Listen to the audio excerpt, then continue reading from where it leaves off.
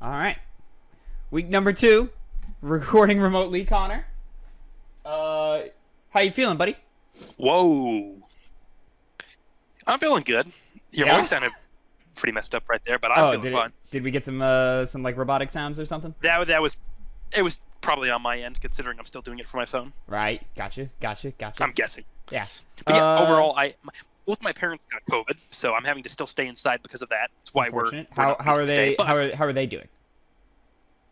Well, recently, let me get up the name of it real quick. I know I had it right here. They ended up getting a monoclonal antibodies infusion, which basically just means, it's alternative treatment for when you get COVID for people of certain age groups that my parents fit in. Yeah. So pretty much, I don't know the mumbo jumbo because I wasn't with the doctors, but apparently it does kind of the same thing the vaccine does, where it minimizes the effects you can feel, but you do it in response to getting COVID, not actually in advance. It's not preventative. It's reactionary. Exactly, and they were able to get it early, so they should be slowly getting better in the coming days. Okay, but how are they holding up? All my symptoms are gone. Fine. My dad's not the best person being sick, but he's dealing with it well enough.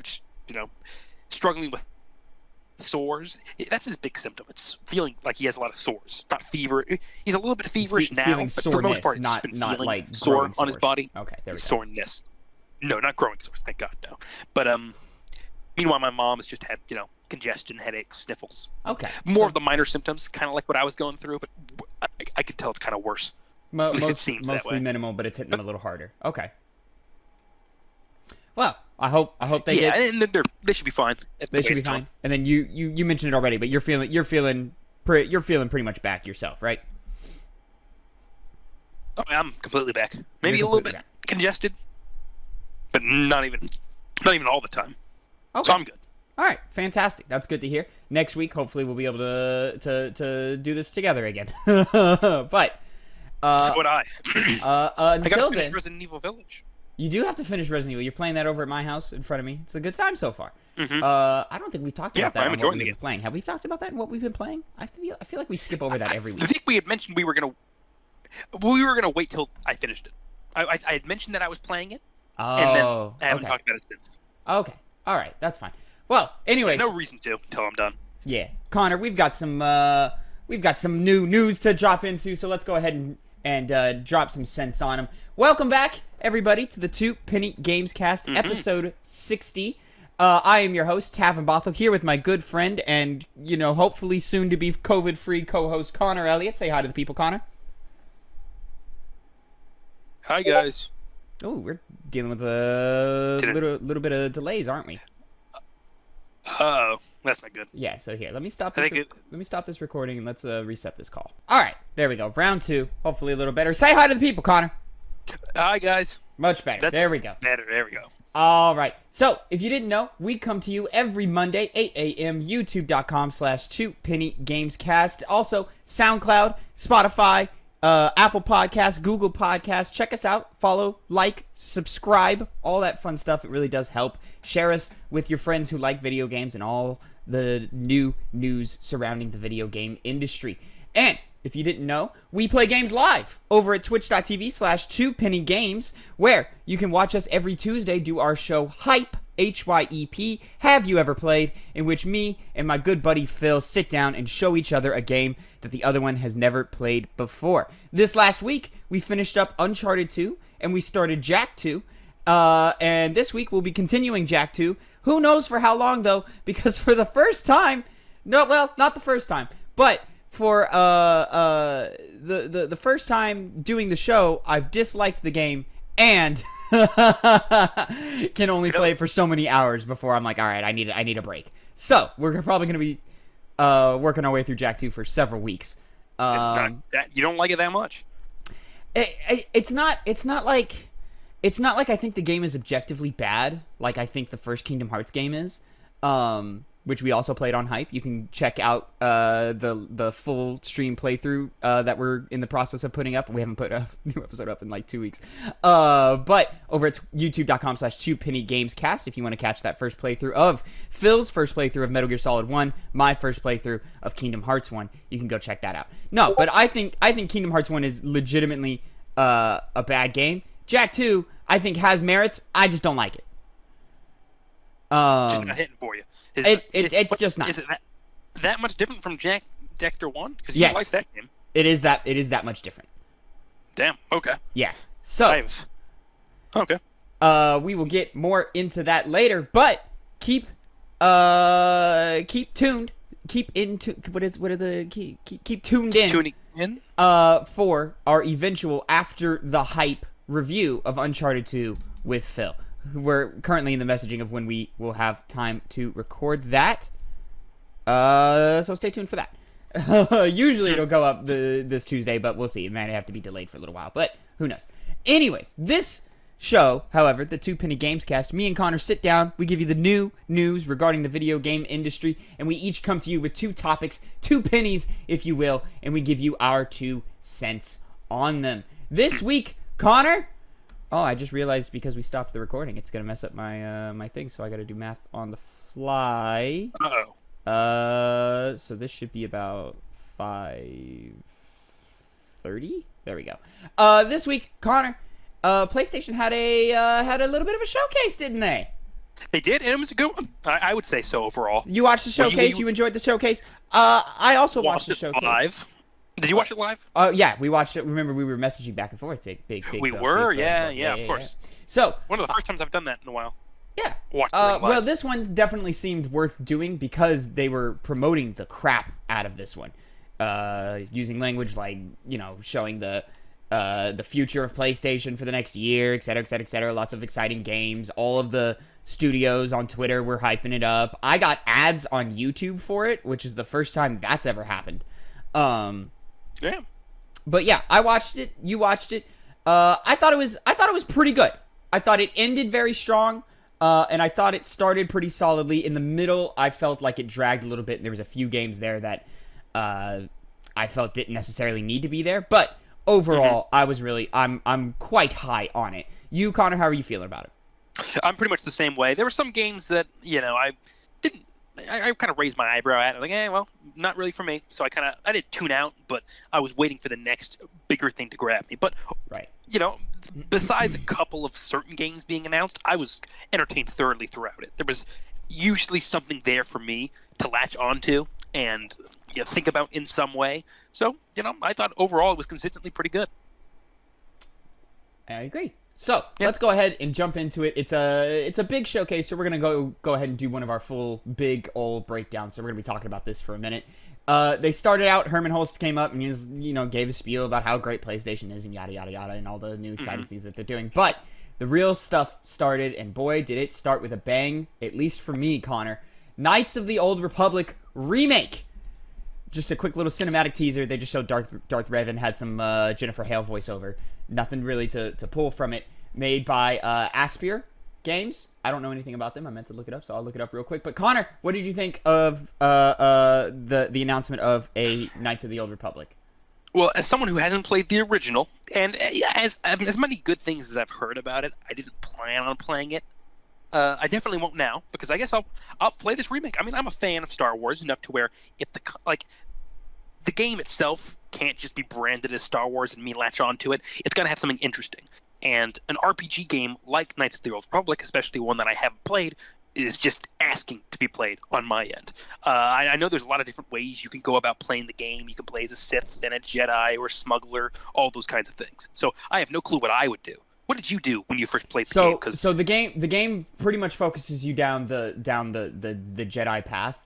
It's really just like your starting hours in which it allows you to be more sword focused or more blaster focused or et cetera, et cetera. And there's several classes. You might be thinking of the MMO, the Old Republic, in which you have a little more freedom in what you choose. And it basically just comes down to are you dark side or light side in Knights of the Old Republic. Okay, I thought there was more disparity in what you can kind of choose. Not in terms of your character's role. Yeah. Okay. But yeah, no. Knights of the Old Republic, I played it for the first time last year. Loved it. Thought it was phenomenal. Thought it was, it's clearly BioWare right before their peak with Mass Effect. But after they've already, worked out the kinks with some of their other games that came before it. But yeah, I thought it held up mostly pretty well. Of course, it's a 2003 game, so it's very, very old at this point. Almost 20 years old, and in many ways it doesn't hold up, like gameplay wise or even some level design things. But I thought the story was fantastic. The big twist is like one of those huge twists that everybody kind of knows. Alongside the BioShock. Would you kindly type twist. So I'm very interested to see how they tackle that. I want to see a full, in terms of gameplay, specifically gameplay, as a fan of this game, I want to see a full like Final Fantasy VII remake style of like the active time battle and the stuff that they were doing in 7 remake. I want that like pretty much just applied to just Star Wars shit. I don't need it to be an action game. But to have sort of those action game, like, build up your meter type stuff influences, I think would be really, really dope. And then it's just the abilities and the powers that do all the big damage and stuff, to where you can pretty much still play it as like a turn-based RPG, or an active turn-based RPG, like 7 Remake can be played as, but with just like a little more, pizzazz that happens in between turns and moves. But of course, this is just a quick little cinematic announcement. Not a whole lot to pull from it. I would like to see, more expanded side quests and stuff. So I'm looking at Asper's Wikipedia right now. It looks like they're mostly just a support studio. Okay, kind of moving up in the world, and similar to Housemarque. Yeah. No, Housemarque was making their own games. They were just in like smaller indie games, and Returnal was their first like big AAA. They seem to be. The reporting studio, popular franchises like Call of Duty, Civilization, Star Wars, Borderlands, SimCity. Yeah, so they've done a bunch of stuff with a bunch of different people. But this is definitely a big step up in which they after the showcase they had like some like dev interviews in which they gave out a little more information, and they had one of the guys from Asper up here, and he said, "Hey man, we're doing a full remake. This is real. This is some legit shit over here that we're doing." And which really opens up the possibilities of what them doing potentially what you would want them to do. Yeah, kind of, Final Fantasy VII similarly to that. Yeah, I would love in that same ballpark. Yeah, I would love the original KOTOR to be fully expanded on, more side quests, more RPG stuff. I would like more. The original game does have that BioWare dialogue kind of stuff. It doesn't have the dialogue wheel made famous by Mass Effect, but I wouldn't mind that. And yeah, mostly I just want more. I just want that game plus more quests, more conversations with squad mates, more freedom in choices and so forth. I would just love all of that. Main story, I would like them to keep it mostly the same, but I am interested to see how they handle that twist and how they make that new and exciting for long-term fans. Because I'm sure the twist, Connor. Never have played the game before.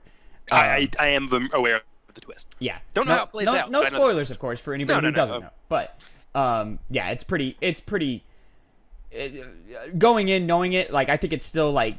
When I went in last year and played it for the first time, I still felt like they built to it in a very, very good way, but knowing it obviously took a little bit of the, oh my god, out of it.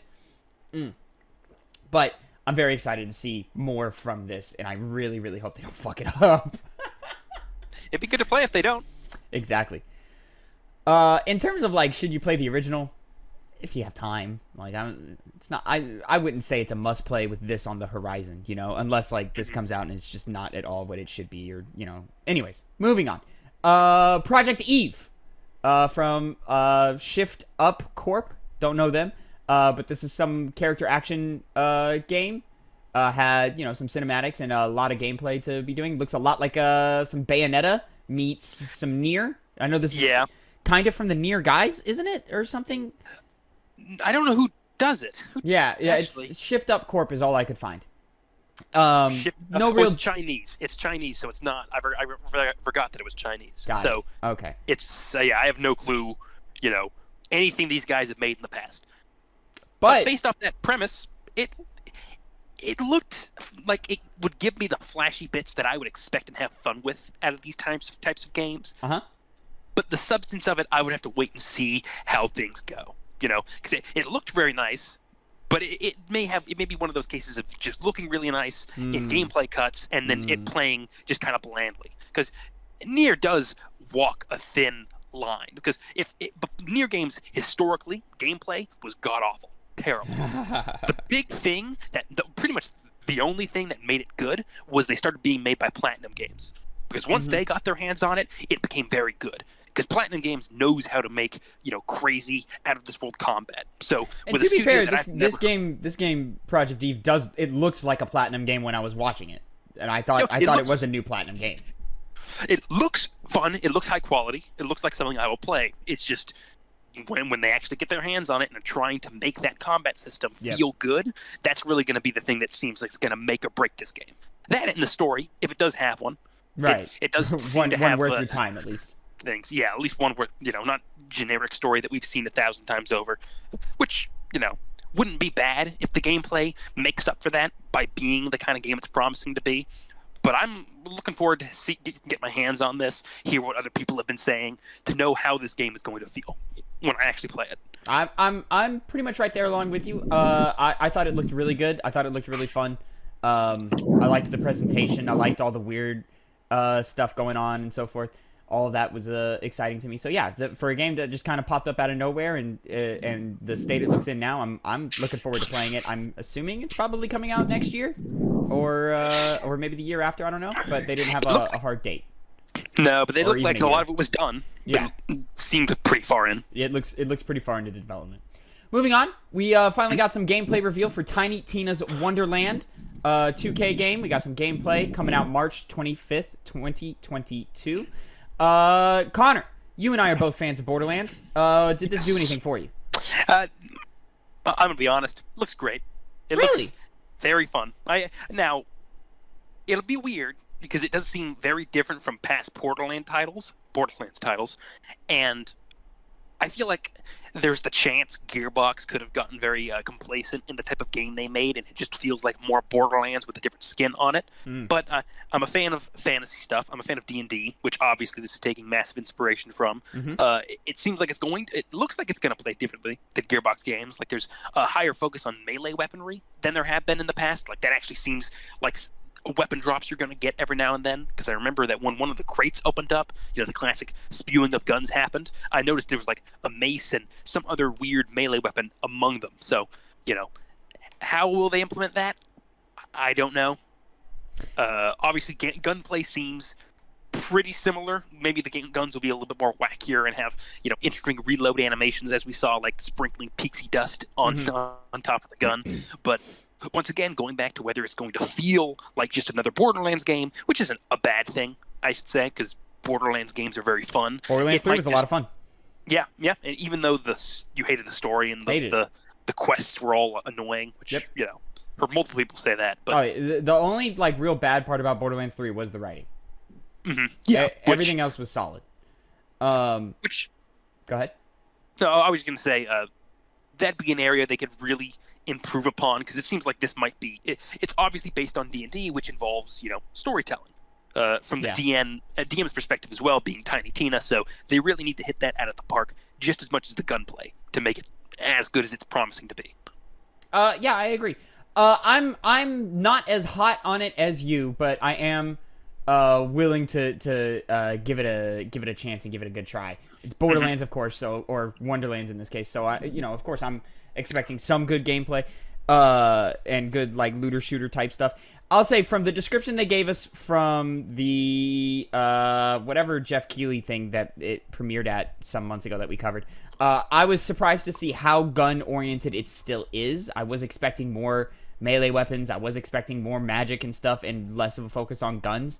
But the guns are definitely still a focus here. But we are getting more it does, they showcased a lot of abilities and different types of weapons and stuff that we haven't really seen in Borderlands before. The magic was a big thing, pulling out wacky, crazy abilities and stuff. You saw a guy pull out a guitar and start doing some kind of area of effect damage thing going on. There was a ghostly bow and arrow. There's never, to my knowledge, there hasn't been any bow and arrows in Borderlands games. So all of that moderately excited me. Where my ears perked up was when they showed the little game board and your little sort of like Funko Pop characters are running around the game board. I'm curious if like that's how you move from area to area, and maybe we're getting smaller area. It'll be like a smaller in scope open world, and we move with these Funko Pop characters around to combat encounter, and it's less like full world things, and it's just kind of like on your trail, or maybe that even allows for some like random encounters to take place and so forth, and for dice rolls to really be a factor in the game. So what excites me the most is the more they play with the formula of Borderlands, the more excited I'll get. If they play it mostly pretty safe and none of these changes really mean anything, then I think that would be kind of disappointing, because I didn't have a problem with it, but Borderlands 3 as a whole was knocked for not changing up its formula too much. But not necessarily the series that I felt needed it, but if they're gonna do it, then really go for it, really do it, make it something kind of interesting and worth our while, and instead of just more Borderlands. But yeah, I'm interested. I'm most likely gonna play it March 25th, 2022. Oh my God, we've got such a busy spring, Connor, and I don't even know if this game's probably gonna get delayed or something. There's a lot of games that are gonna get delayed. Specifically, this next game that we're gonna talk about, Forspoken. By Luminous Productions. They showed off a gameplay and cinematic trailer. Spring 2022 is all they gave us in terms of a date. Forspoken looks like some kind of open world, medieval meets modern day-esque. There seems to be some kind of blend in that. At least the character is from modern times, and she gets teleported to some kind of medieval times with monsters and dragons and magic and so forth. Very freeform in terms of the movement that's going on. It seems like it's going to be a mobility-based game. That's what grabbed me, is traversal and all the abilities. It looks almost like Control kind of meets Spider-Man. that's a good comparison. If you kind of know where I'm going from, or like Control meets what they were doing with that first Attack on Titan game, kind of. Somewhere in that realm. I did play that. It was okay. And I'm more interested in the gameplay and the traversal. In terms of like this character, I'm not really vibing with like her whole aesthetic. I'm not really vibing with sort of the tone that the narrative seems to be going for. And I thought a lot of the animations didn't look too great. Specifically, like facial animations and stuff looked very stiff. A lot of the lip syncing looked off. So I don't know about all that. I'll say the world design is very beautiful, very, very highly detailed, and looks great. All of the different powers and stuff that they were showing off really looks like just some like kind of power-based fantasy thing that you're just gonna build out this character and just be a complete badass by the end of it. So I'm excited for all that. I'm hoping for some cool and great boss fights. So yeah, You've got my curiosity, Forspoken, but I don't know if you have my attention just yet. How about you, Connor? How are you feeling? So far, the game that it was showing itself, it looked nice, but not a game I would jump on. Especially considering if it does end up coming up at the same time, there's going to be a lot of other games coming out along with it, and this would be near the bottom of it. I like mobility-based things. That was the biggest draw for me as well, but it looked like the powers that were at use aren't my cup of tea. The power system of the weird magic blasts and causing explosions. I can't remember exactly all the magic abilities she was doing. Usually just not up my alley when it comes to gameplay, beyond just the movement-based aspect of it. So if it gets rave reviews and turns out to be one of the best games of the year, I'll probably jump on it. I'm always down to play the big games, but it didn't really do enough for me to get me interested in, follow the development of this game. Fair enough. So a little bit under compared to you. Fair enough. And then from here, this is where that showcase really starts to lose me a little bit. We get some kind of like cinematic quasi-gameplay thing for Rainbow Six Extraction coming January 22nd. They didn't really show anything new for me, except maybe some like world-building context and stuff for it, but I just could not care less about this game personally. How about you, Connor? Yeah, it's been a while since I played the usual multiplayer mode of Rainbow Six Siege, and Extraction just seems to be adding a part to that, which I never had any interest in whatsoever. Yeah. I mean, I can't even get invested in the base game as it is anymore. I've kind of fallen off of it, so this really did nothing to draw me. I just feel like fans. Yeah, this is them, making an attempt, and go for it. I'd rather you make an attempt than play it safe, but it's not speaking to me. There are in the gameplay showing that they had months ago, I was like, okay, looks decent, but with the Ubisoft E3 press conference, I was like, okay, looks decent, looks fun, but just not doing anything special for me to make me want to jump in. Moving on from there, we got gameplay and cinematic trailer for Alan Wake Remaster, something that got announced last week, but we didn't really cover it on this show.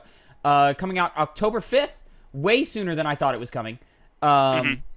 And Connor, do you have any history with Alan Wake? That's the funny thing. I bought it not too long ago on PC. Oh, okay. And I was going to play it, and now this is coming out, and because I already bought the first, the original version of it, probably just going to play that. So, Remastered came at a bad time. For you? Okay. Yeah, but it's, Yeah, I haven't played the game yet, so. Yeah, I've never played Alan Wake. It's big that it's coming to PlayStation now, because it was an Xbox game when it first launched. And, people love it. People, adore it. If I have time, I'll get around to it. But it might be a skip for me. Yeah. Makes sense. GTA 5 for next gen consoles has been delayed to March 2022. They were just showing off, more GTA 5, more of that. So why would they not? Very exciting, I guess. Ghostwire Tokyo had a gameplay and cinematic trailer. No date on this fucking game yet. Man, I don't even know how that's possible. Hold on, I don't know either. I'm gonna go back and double check and make sure I'm not tripping and I didn't miss it. Oh, spring 2022. It's not specific, but then that's getting delayed if it doesn't have a date at this point. You saw spring 2022. I missed it. Okay. Yeah, for PS5 and PC. Okay. All right. There we go. I mean, Ghostwire continues to be a game that I want to try and I want to get excited about, but it's constantly, I feel like, getting in its own way somehow, and I can't point to anything specifically that is doing that for me. I just feel like they just haven't nailed the tone for what they're going for, at least in the marketing. Looks plenty creepy. Looks like some fun action gameplay with some sick ass horror inspired visuals, but it's just failing to just really draw me in, even though I desperately I'm looking for reasons to get excited about it.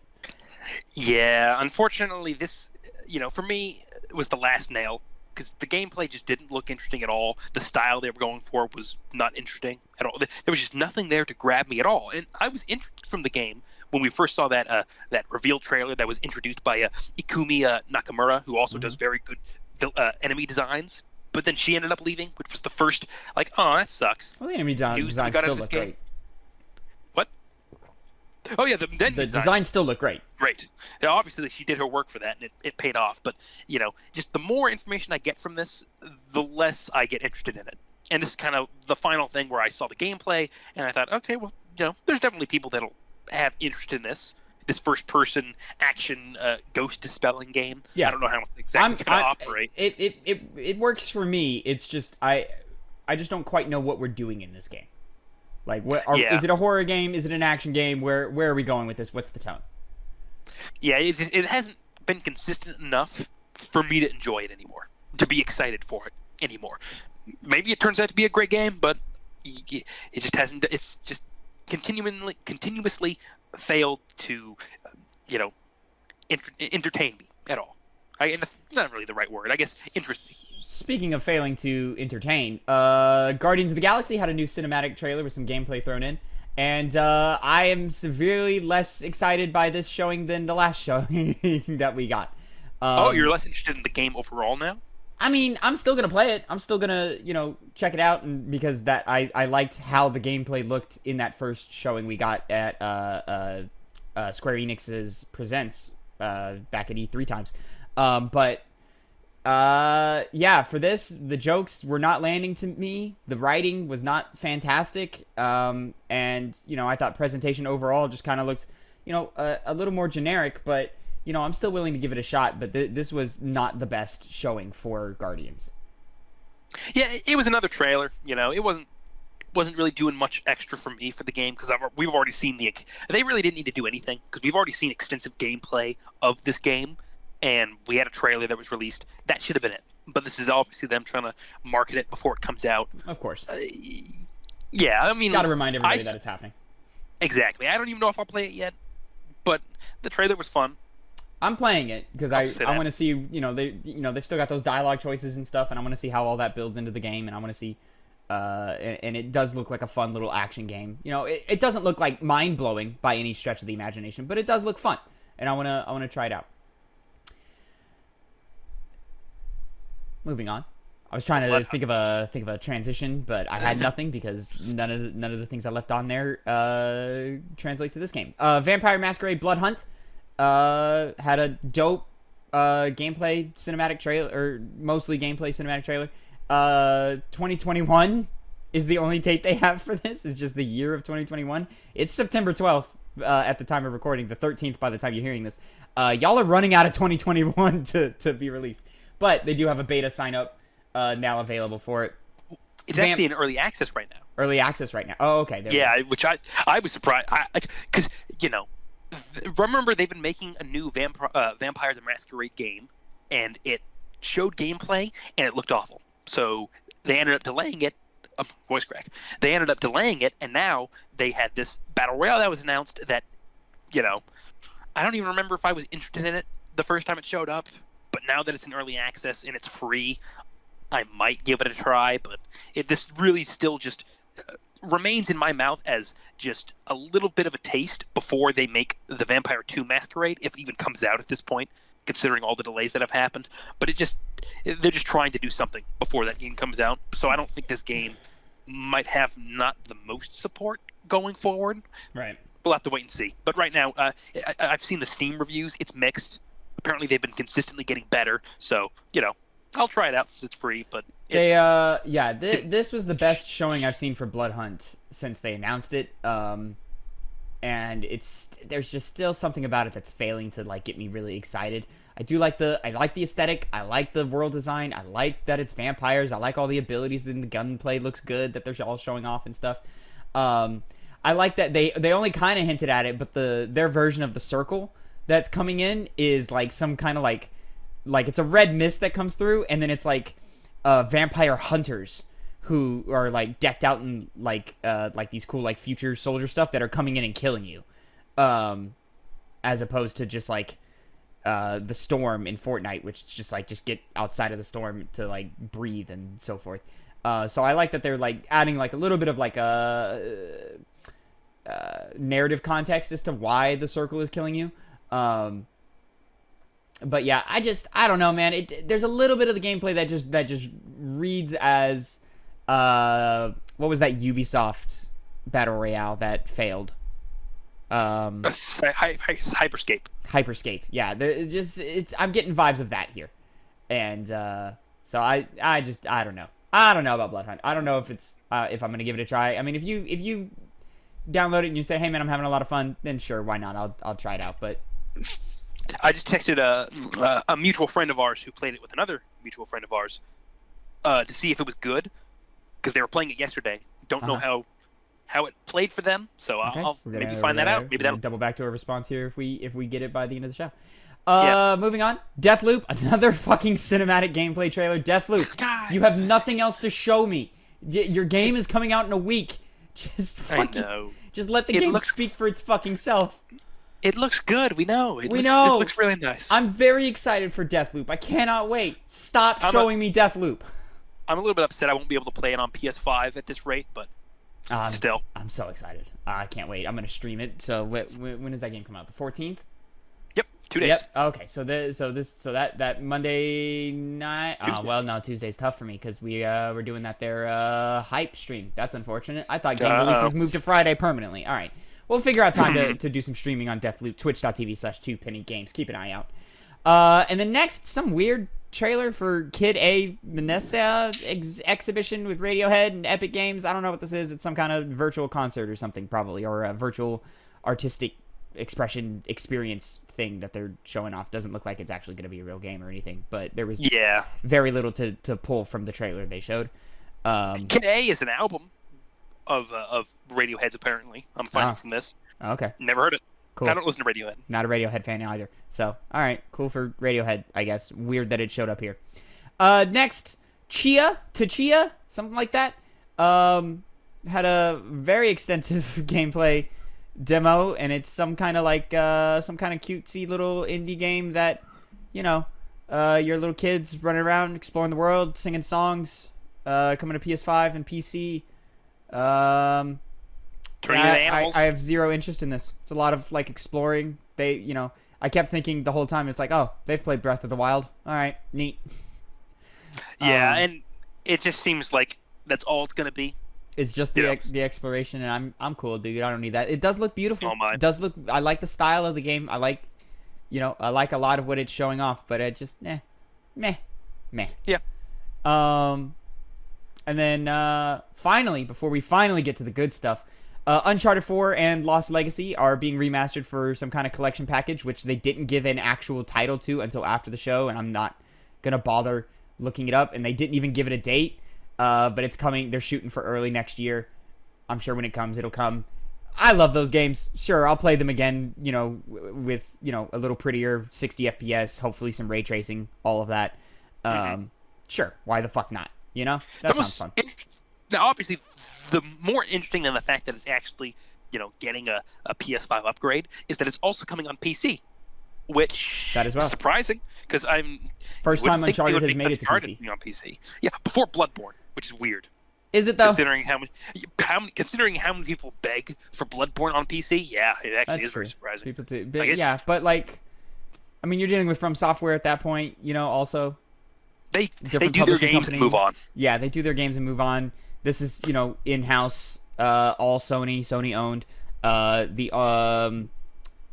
They've mostly only put other PlayStation exclusives on PC. I mean, with the exception of Death Stranding, it's all just been stuff that Sony owns in full.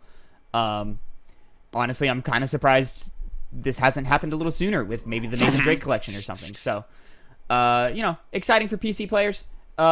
Exciting for new players. I don't think this will be out in time for Phil to play the remaster version of 4. By when we eventually get to that point. But Lost Legacy, we'll eventually play that on hype and stuff. So we'll play the remaster version of that, and then whatever reason for me to jump back into these games, I'll get some new platinums. Why the fuck not? You'll find an excuse. I'll find an excuse. And then Connor, here's the goods, man. Herman Hulst came back. He said, "Listen, man, we've got some shit cooking up right over here over at PlayStation Studios. So here we fucking go." And boy, did they come out swinging. Insomniac Games, that logo popped up. I said, "God damn, man, these motherfuckers work." And then I'm sitting here, I'm like, "Oh, it's probably like Spider-Man. It's probably, or maybe something new for them. Maybe it's a Ratchet and Clank expansion. I don't know." And then it opens up. It's a bar. Motherfuckers are beat to shit. A gang member pulls out a knife. Camera pans over. It's a dude in a hat, in a flannel, and I'm sitting here, I'm like, no way, no fucking way. And best believe, man, that camera cuts, zooms in on a hand, he fucking makes it into a fist, bam, claws come out. Wolverine game by Insomniac. Woo! Standalone Wolverine, let's go, baby. That got me very, very hyped. That was the first time I was taken aback during maybe the Knights of the Old Republic, surprised me, but this was on another level, especially considering it's made by Insomniac, who have already hit it out of the park with Spider-Man, making another superhero game on top of making the second entry into the Spider-Man games. It's actually impressive. Yeah. So I'm excited for anything Insomniac, man. They've been on a fucking roll for a long ass time. They've been busy as hell too. I don't know where they get the energy for this. Where do they have the time for all of this? I don't know. Just in the last year alone, Connor, they've released Spider-Man Miles Morales, Spider-Man Remaster, Ratchet and Clank Rift Apart, and now they're working on. We already knew they were working on a Spider-Man sequel, but now they've got Wolverine in the rotation as well. Yeah. That's only in the last year that they've said that they're doing these things. Not to mention, just 2-3 years ago, they did the first Spider-Man game. They just keep going, and they're not stopping. They're not slowing down. They've got something to prove, and I don't know why they feel they have something to prove. They've already been, one of the greatest in the industry, and now they just can continue to fucking knock it out of the park. So I'm very excited, though I suspect we won't see this for a long ass time. No. Especially because, the next Spider-Man game isn't going to come out for a couple of years. Yeah. So this is still very far off. But I don't think they could have chosen a better superhero than Wolverine. Because something about him just screams to be, and made it into, in an Insomniac game. He's not like Spider-Man, obviously. Sure. He doesn't have the web swinging abilities, but I could see, I understand why Insomniac would choose to do a Wolverine game. I want to do some, some combat rolls, some parries, some, some cool slicing and dicing, just some action beat 'em up shit. Yeah, man, that's right up Insomniac's alley. Very excited for that. Cannot wait. Okay, and the first thought I had about this is what the rating needs to be, because it's Wolverine. Oh, it needs to be R. It needs to be M? Oh, M. You were correct. You confused me at first. I thought No. It needs to be. It needs to be a mature game. Absolutely. It does. The thing that holds me back is that clearly the branding and the marketing. Clearly, I think this is supposed to be in the same world as the Spider-Man games. So how do you, put those two things together? But like, what is Wolverine without getting a little nasty, man? You gotta get nasty with Wolverine. You got knives for hands, unless Marvel is holding them back from doing any of the nasty stuff. That's my biggest worry. I feel like if anyone was going to stop them from being, the bloody Wolverine we would expect, it'd be Marvel. Especially if they're trying to make a whole cinematic universe going with Spider-Man, which I guess like if they when they're playing together, and they're having some crossover and Wolverine shows up in a Spider-Man game, sure, pull him back. But in his own game, fucking make him a nasty motherfucker. You know what I'm saying? Yeah. Yeah, if he ends up working with Spider-Man, I can understand them just not doing that, right? For story reasons, obviously, but then go right back to kill him with his own game, which is what I hope they do. Yeah. So yeah, I'm very excited to see what that's going to be, even though we're obviously many years out. Next, GT7 Gran Turismo 7 had a very long and extensive gameplay and cinematic trailer. They showed off a bunch of car customization, a bunch of driving in the rains and stuff. Looks great, looks pretty, looks like a car game, man. I'm just the wrong person. We are the wrong people to be advertising for these games. So I'm sure people who love Gran Turismo loved what they saw here. But and Gran Turismo is a very popular franchise, so I'm not surprised that they spent this amount of time on it. And to be fair, it does look good. It's just not for me. Yeah, same here. Racing games just never took for me. All right. Now, Connor, this next announcement, Connor, let me take you on a little bit of a journey, because this is where where my mind was at, Connor. I was texting you. I was saying, man, if they open with Knights of the Old Republic remake and they close with the Metal Gear Solid remake from Blue Point, I'm gonna lose my fucking shit. The Blue Point thing never happened, and we'll talk about that a little later. But boy, I'm looking at the time. I know this thing is about to be 40 or is about 40 minutes. We're sitting at like 35 minutes in. All right, and on the first story. No, I mean the showcase was said to be about 40 minutes, and we're like 35 minutes in by the time we get done with Gran Turismo 7. Boy, when they open up, when they fade up, urban setting, there's a light pole and some electricity shoots up that light pole. When I flipped the fuck out, because I thought it was Infamous. I thought Infamous had finally fucking returned, and we were getting some kind of Infamous 1 and 2 collection, or maybe a full 1, 2, Second Son, First Light collection of some kind, and it was gonna be fucking gorgeous or some shit. Oh man, I was screaming. I was so excited.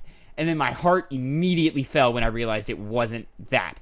But if you're not gonna be Infamous, at least it's Spider-Man, baby. Spider-Man 2 announcement, very exciting for me. Just a cinematic trailer.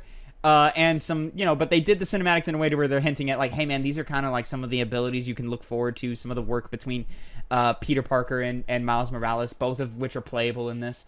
But what really gets me exciting is the presentation of this trailer here, man. They got a voiceover, sounds like Kraven the Hunter. He's saying things like hunt in the press release for Spider-Man. They talk about how the villains hunt Peter and Miles, and I'm like, oh, okay, we're doing some Kraven the Hunter shit, baby.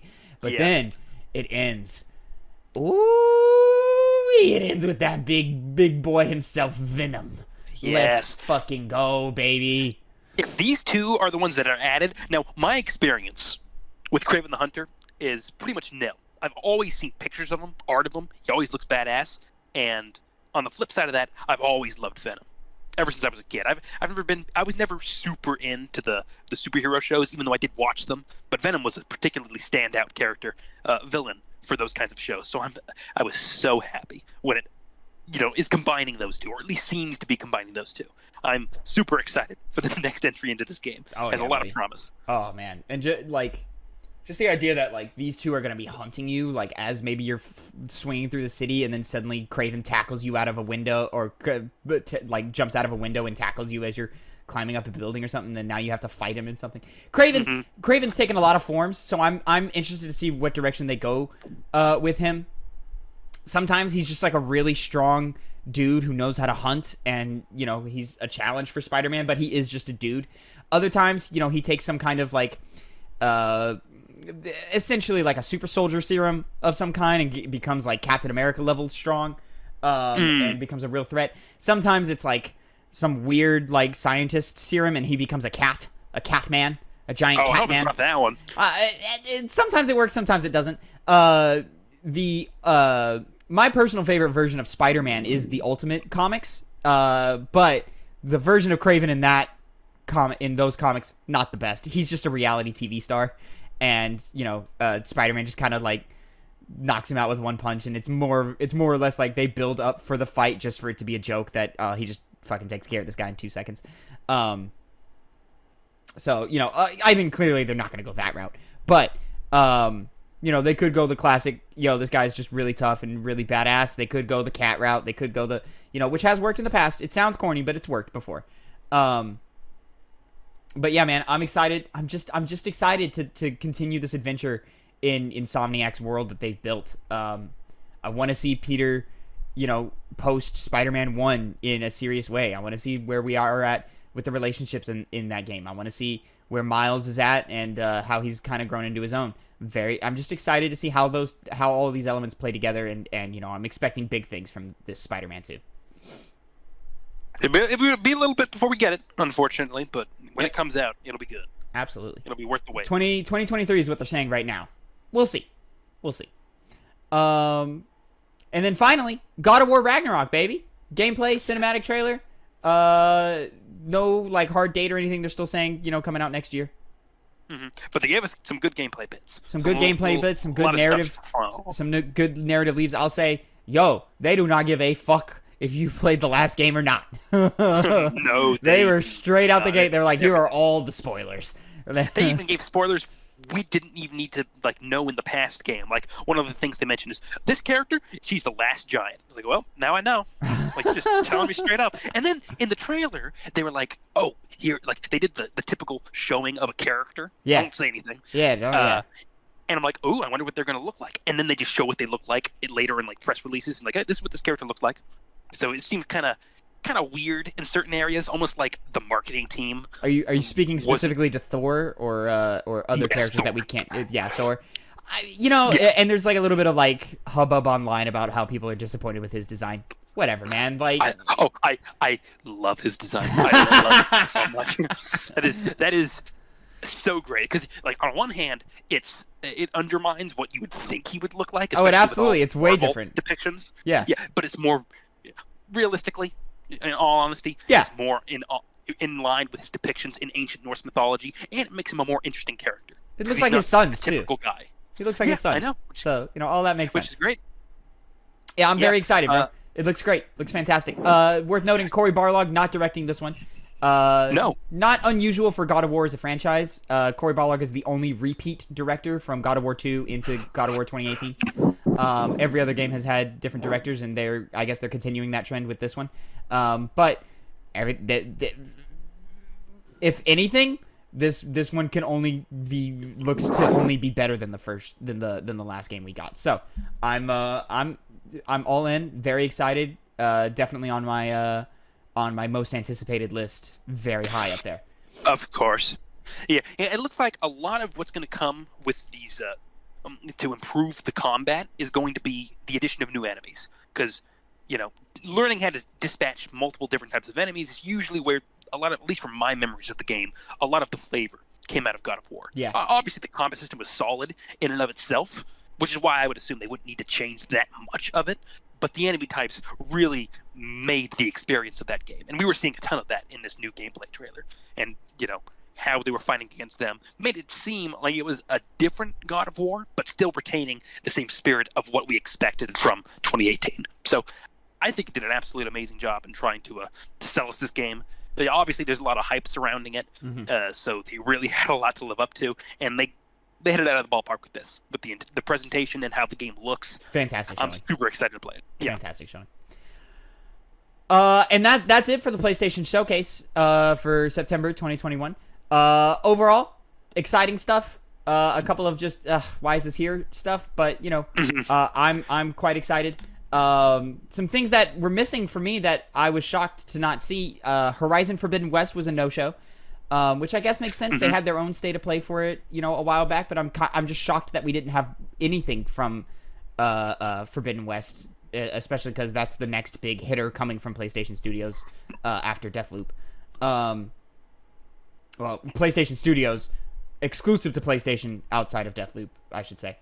And then no word on that Bluepoint acquisition that we saw, a leak of or an accidental posting of, whenever Housemarque got acquired.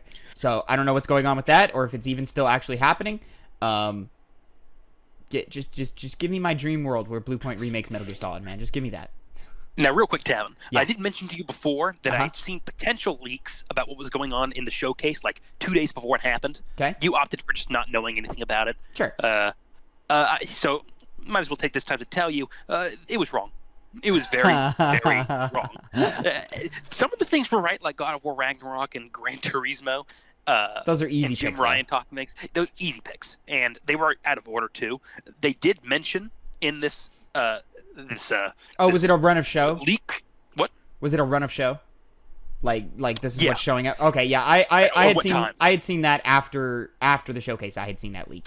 Okay, so no Bluepoint game appeared, or Forbidden West, which they did say would happen, didn't. So, I think it was someone just taking their best guess and probably faking it like it was something real.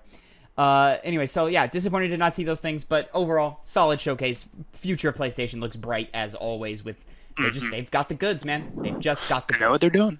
They know what they're doing. But Connor, we got to move on because we have spent a long ass time on this topic. So, moving on to topic number 2.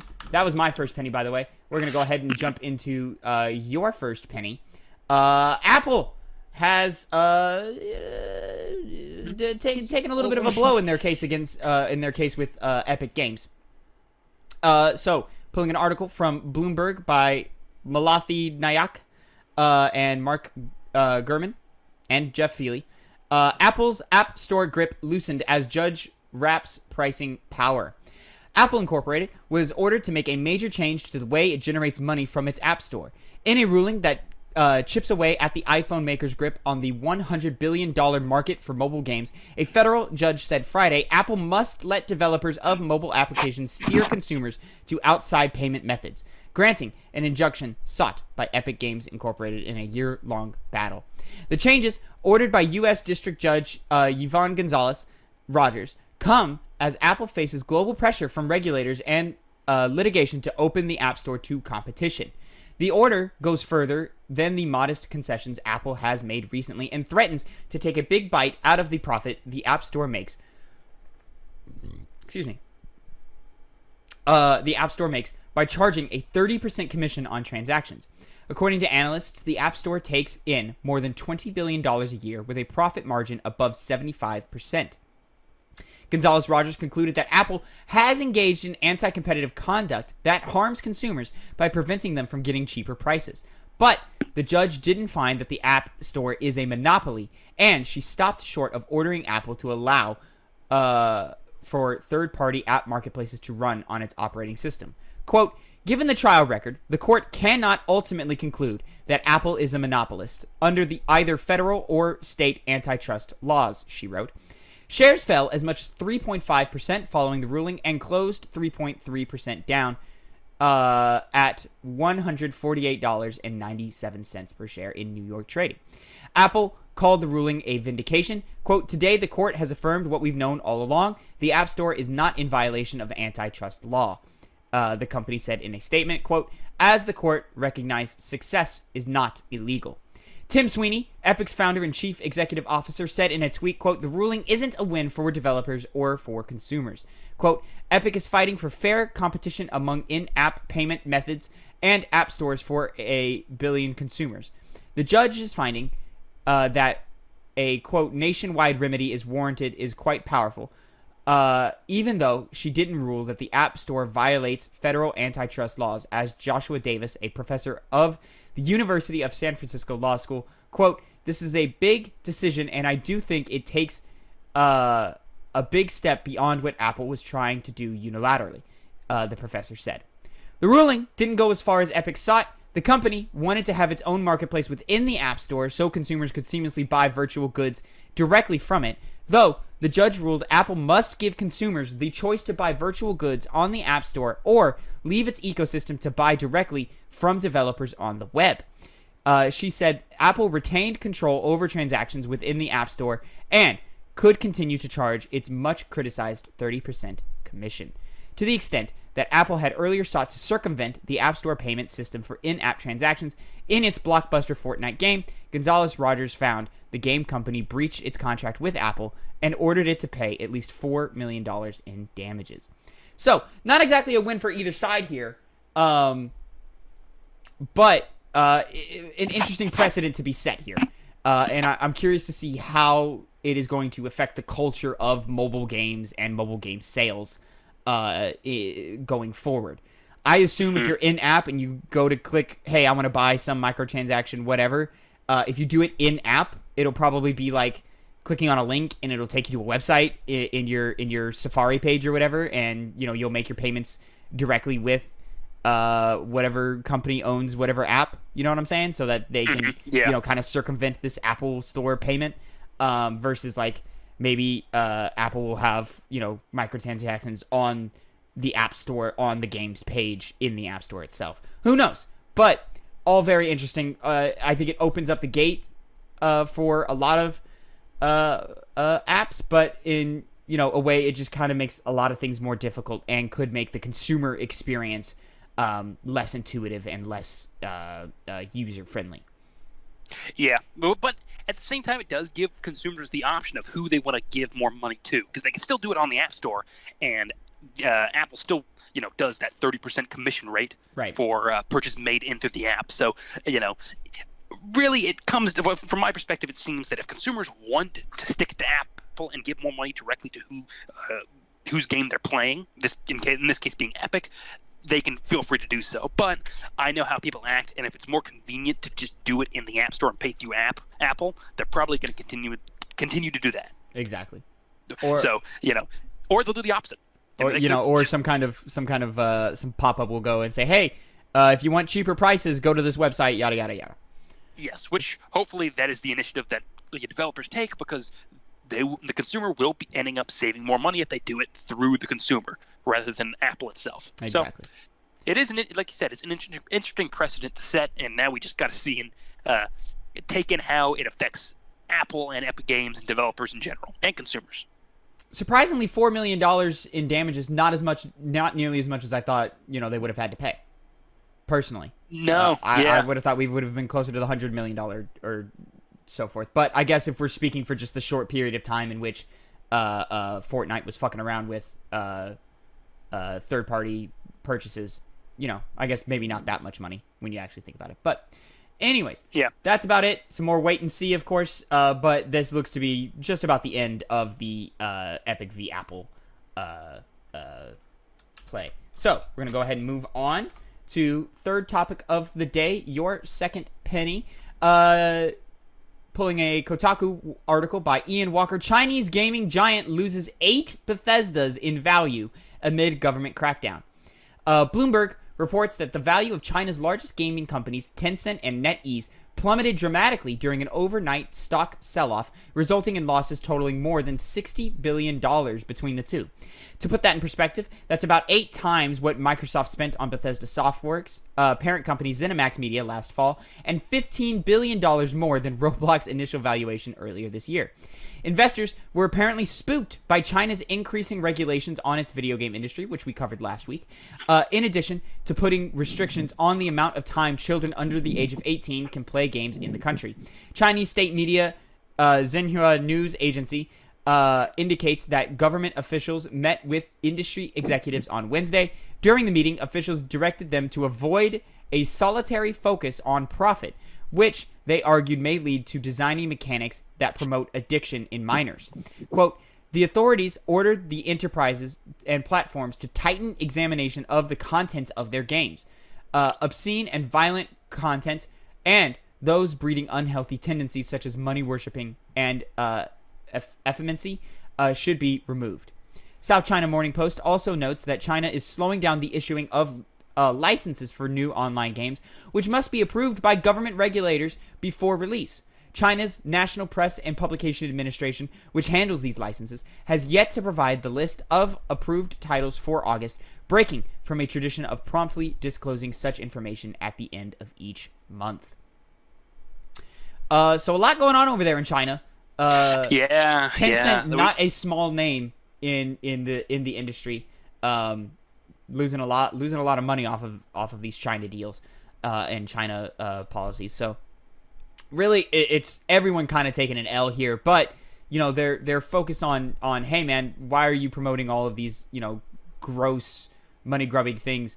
I think is commendable, but when we start reaching into the content of games themselves, that's where we're restricting on expression in that case. Yes. So I'm less excited about that. Especially when their first reaction to that kind of stuff isn't logical. It's to just limit the amount of time you can play on online games over the course of a week and just say it's corrupting the morality of the youth, which is very vague and we know isn't true. It's been proven, even with the problems that come along with it, it's not substantial enough to warrant this kind of reaation. But that's a mindset we still fight here in the States as well. So yes, and over there it's they're worse canceling there, being effeminate. Yep. They won't even allow that. So obviously they have an agenda and they're trying to execute it in the best way they can, which is suppression, basically. Now, remember, I think we talked about it before, specifically in regards to Tencent, because they're such a big name, about how they're going to be, feeling this over here in the States. Probably not that much, because obviously we don't care, but their profit margin is going to go down because their main... Oh, and it's a huge profit margin, too.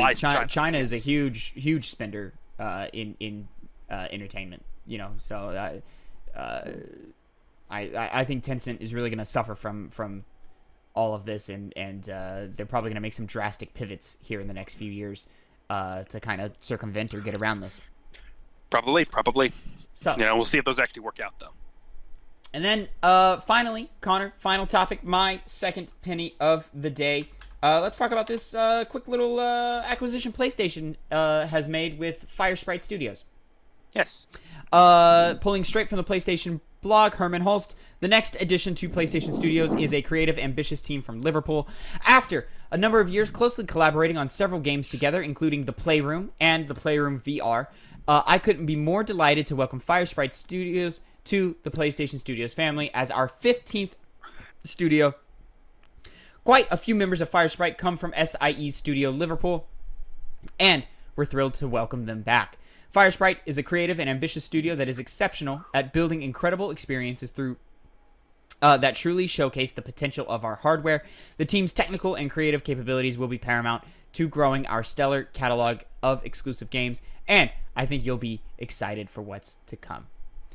So just another feather in the hat of Sony. Clearly not like the biggest acquisition and not even the most surprising acquisition. But the Firesprite will either grow from here and start making some really crazy titles. I imagine they'll be doing maybe some like platformer type stuff or so forth, or they'll just be playing support or building services for Sony that you can play on PlayStation and so forth. So who knows? But I think cool. good for Firesprite. You know, getting some stability in their day-to-day workings, and good for Sony for just continuing to expand and grow here. Yeah, it'll be interesting to see if they make some pretty great games, or if they continue. I'm sorry. Were they continuing with VR stuff? Is that what they're still focused on? I imagine they're probably going to be doing a lot of VR stuff. Let me see. Firesprite had their own thing, but it's a lot of hey man, we're super excited to be doing this. Yada yada yada. We've had the pleasure of meeting a ton of people. The persistence with their first IP opportunity was to create VR our own well. IP, the persistence, and we were given the creative freedom to explore, innovate, yada yada. I don't know what the persistence is. I've never heard of this game. So it's some kind of VR action game. Oh, okay, yeah. So it's a VR studio more than likely, which doesn't hurt, especially with PlayStation VR 2 around the corner. So yeah, cool. Very exciting stuff. Connor, let's wrap this up really quickly. With a quick what we've been playing. Connor, what have you been playing, my friend? Mopping up Horizon Zero Dawn. I said that last time. Mopping up. I don't know how close I actually am to the end. Fallen Order, Star Wars, Last Jedi Fallen Order. I always forget the name. I beat Jedi Fallen Order. Jedi Fallen Order. I always want to include the Star Wars there. But I ended up finishing that game finally. Put a couple hours into it. With my COVID lockdown going on, and overall, I talked about it a little bit before. Combat serviceable. The story overall was interesting. Obviously, the final thing that happens in that game is probably the most intense moment of the entire game. Very, very effective moment. Fantastic. Won't go into spoilers for that as well. Yeah, it's dope as fuck. It is dope. I loved the conclusion of the overall plot line. I actually liked that a lot, because the way it was we know how Star Wars goes. And the plot line that it was setting up was bound to end in the same way that it only could. Won't go into the specifics of what that is, but I'm happy they solved that in a way where it's going to be going to different plot points in subsequent games. So at the end of it, it left a very good taste in my mouth, because solid foundation for the future. Yes, very solid foundation. I'm really excited to see how they move forward with whenever their next game's going to come out. Exactly. But it was a good game. Maybe it wasn't a power fantasy, which honestly, in a game like this, I would have preferred that. You didn't feel crazy powerful by the end of the game? Oh, I did. Just not as much throughout the game, consistently. Okay. Because when you're getting ganged up on by two rats that are just whacking you a little bit more than they should, I'm kind of left thinking to myself, gotta be careful. I feel like man. they shouldn't be doing this much. Gotta be careful, man. Stupid rats. It's Connor, get good. Yeah, I got good. You got good. I got good. You got good. I know this is your chance to throw that back in my face. I get it. You're taking the opportunity to, but I did good. I swear. What do you think of the final boss? I've always hated that final boss. It was. Yeah, it was bad, but it was forgettable. It was that flashbang move pissed me off. I had to lower the difficulty. It's too much. I remember that happened to me, and I was like, oh, okay, the flashbang. Okay, cool. That's fine. Especially because I died to it the first time it blew up, and I was like, oh, well. Yeah. That's stupid. I did not. Oh, but since you threw something in my face, I guess I'll do the same thing as well. I never once lowered the difficulty. Did you play on hard the whole time? I did. Oh. All right, good for you. Oh, you know what my favorite fight in that is when you fight the dude with the two swords. That is a cool fight. That is very cool. That's my favorite moment of the game. I love that moment. Did you catch? Maybe you didn't catch it. Did you catch the General Grievous reference? Oh, it was so obvious. Yeah, it was clear. I was without watching Clone Wars, I would have known. You're like, no, there's no chance you would have known who that was. Because I didn't even pick up on it immediately. I had to think about it for a second. Who the fuck? Oh, right. I guess in that framing of mind, I can't say that I wouldn't have known without your help, but I would have known. Yeah. My intellect is too great to ignore something like that. You would have been like, they're talking about somebody. They're talking about Grievous. No, I would have said they're talking about Grievous. I would have probably come to that same conclusion, but for the sake of... Well, I thought Vader at first. I thought they were talking Vader at first, and then they... and then I figured out they were talking about Grievous. Okay, I guess in that case, yeah, I would have probably... Well, they said droids. I think they mentioned droids. Oh, they did mention droids. So maybe I would have thought Dooku or something. I don't remember what I thought, man. This is years ago at this point. Anyway, so I'm glad you enjoyed Jedi Fallen Order. Yeah, I'm looking forward to the next game. You're continuing to work your way through Horizon? Yep. I think I'll ask you later how close I am to the end. we'll see if I even fucking remember. Yeah, we'll see. I haven't really played anything this week. Once again, I'm really slacking on my gaming, guys. I'm really slacking. I've played more Splitgate. Splitgate's still great. I can't put Splitgate down. Continues to be one of my favorite games this year. Other than that, I've been playing some Jack 2 over at twitch.tv/2pennygames. Please come by this Tuesday at 1 p.m. Central Time to see me continue that adventure in all of its happenings. Yeah, come check that out. Twitch.tv/2pennygames. Hit the follow because we're gonna be doing some streaming of some Death's Door after I get done recording, which you would have seen, so it would have happened yesterday. And then we'll stream some Deathloop at some point this next week, probably several times this next week. So come check all of that out. It's a really good time. But that will do it for the 2 Penny Gamescast episode 60. Hopefully our final episode that we'll have to do remote, and we can be back in the energy of things here over at 2 Penny Games. Remember, you can catch us at youtube.com/2pennygamescast. Also, podcast services of your choice, including Spotify, Apple Podcasts, Google Podcasts, SoundCloud. Please drop a follow, drop a like, share it to your friends, drop a rating, all that great stuff. We really do appreciate it. But until next time, have a great rest of your week. And Connor, say goodbye to the people. Bye, guys.